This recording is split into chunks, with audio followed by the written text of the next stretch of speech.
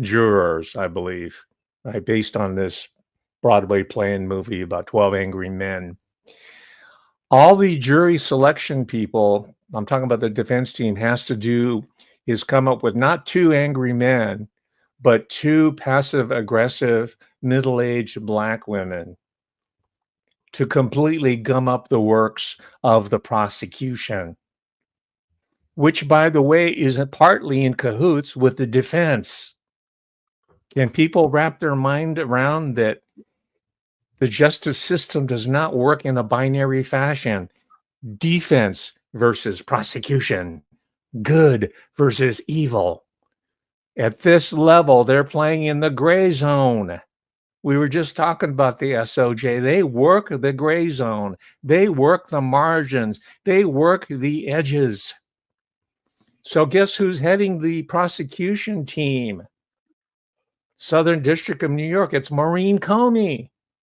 Does that ring a bell? Comey, as in James Comey, former head of the FBI before President Donald Trump fired his butt.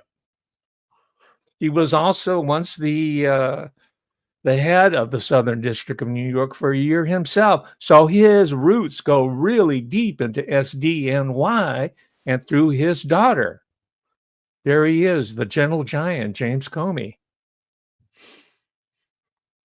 His daughter's running the show. So anyway, the point I almost forgot to complete is that what's going on here is a trial, yes, but underlying the trial is what they called in the post-war Cold War period, 1950s, all the great policy intellectuals that were talking about war between the Soviet Union and the United States. They crafted something out of the think tanks called strategies of containment, because they wanted a war. They wanted the Cold War. They wanted the tension between East and West, just like the justice system needs the tension between prosecution and defense in order to completely legitimize and extend a corrupt system. Right. And as you know, very well know, and I think you just made sort of an aside, but I think it's an important point.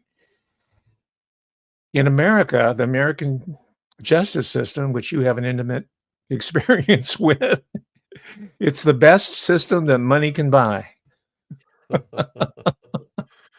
Right?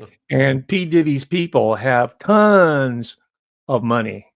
It's almost, I mean, they're printing the money, so they've got lots of it. But the point is that they want to make sure that it's contained, that that's where the strategy of containment is concerned, in just to the certain narrow band of characters. And that would include Sean Combs, and they'll bring in some peripheral people like Al B. Shaw and the memory of Kim Porter, and they'll bring in Cassandra, right?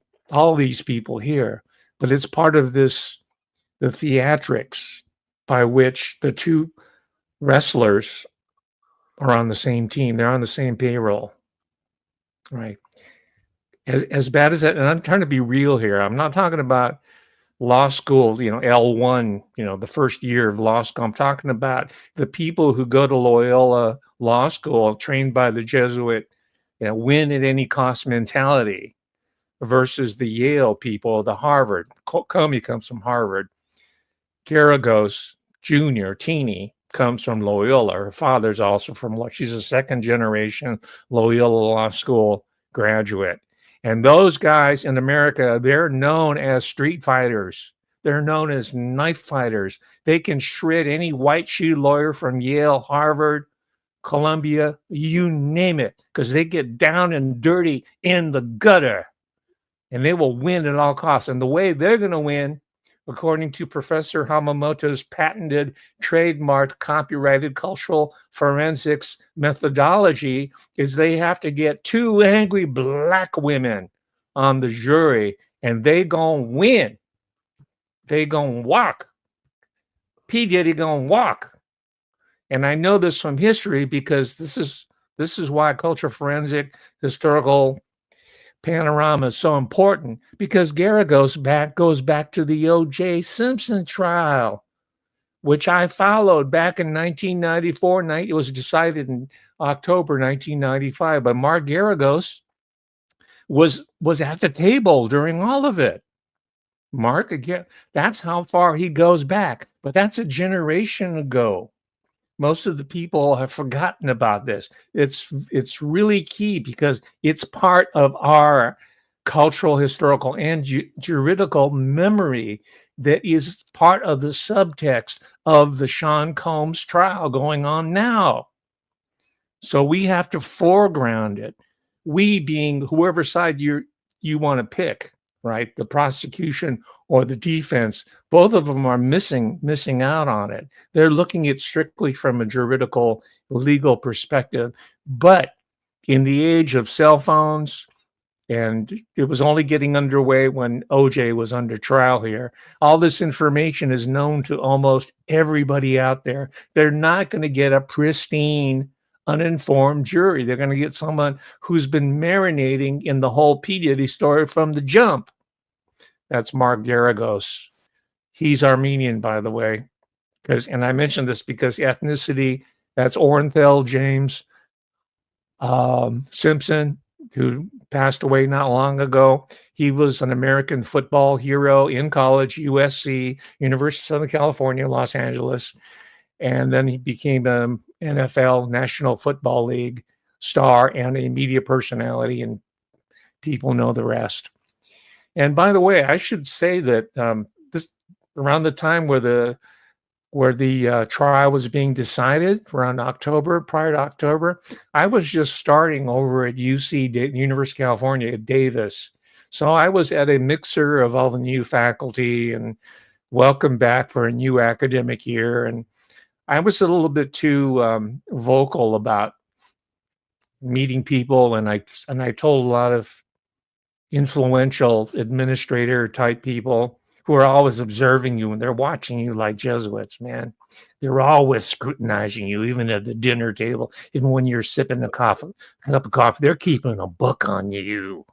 But I happened to mention, I said, OJ Simpson's going to skate. And they go, what? Because back then, everybody thought it was a slam dunk. OJ Simpson's going down. But I said, no. And I said this at a faculty gathering, casual, I thought.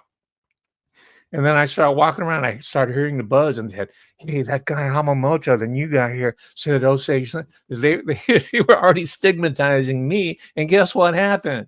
OJ Simpson walked.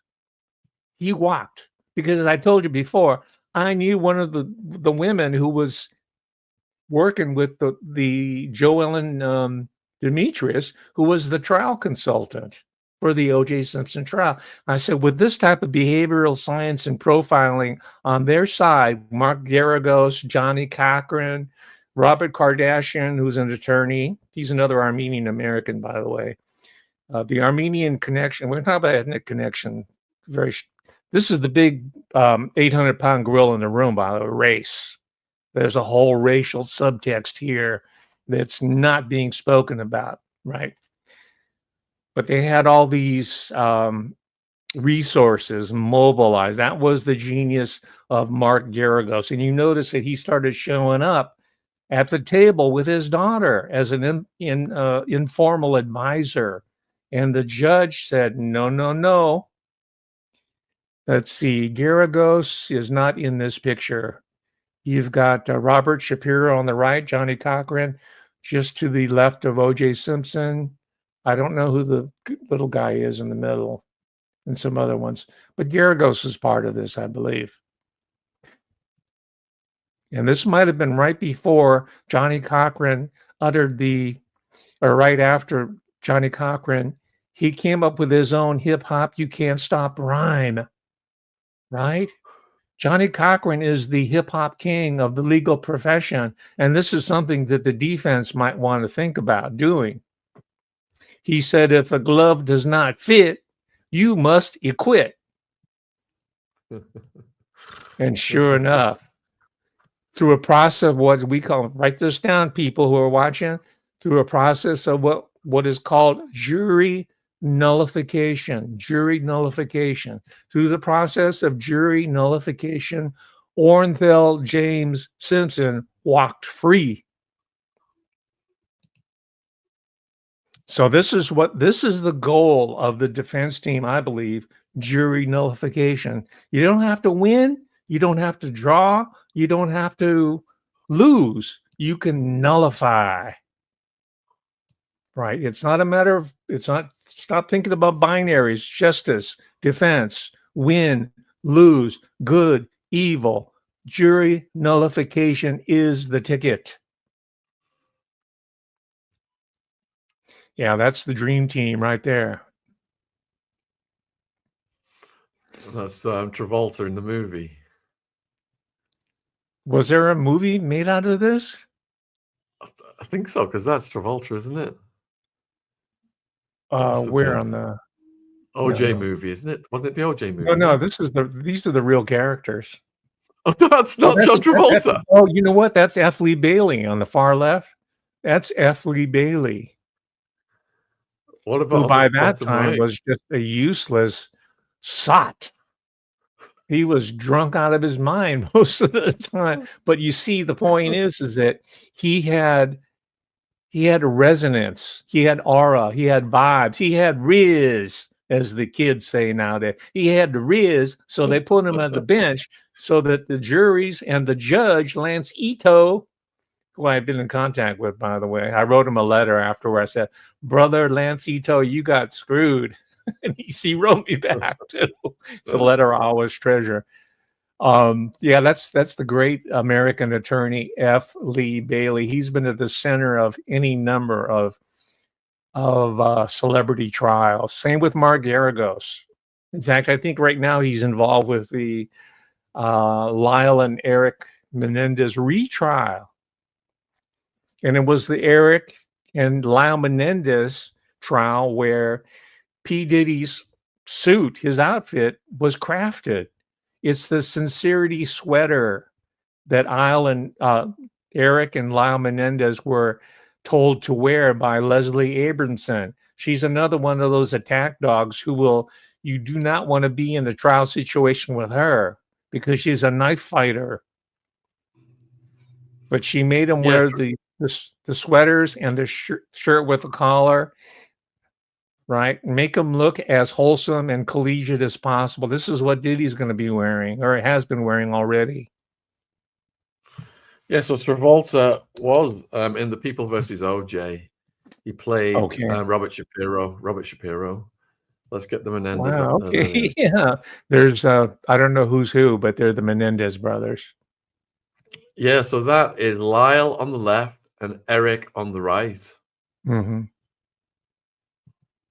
Another sensational LA type crime.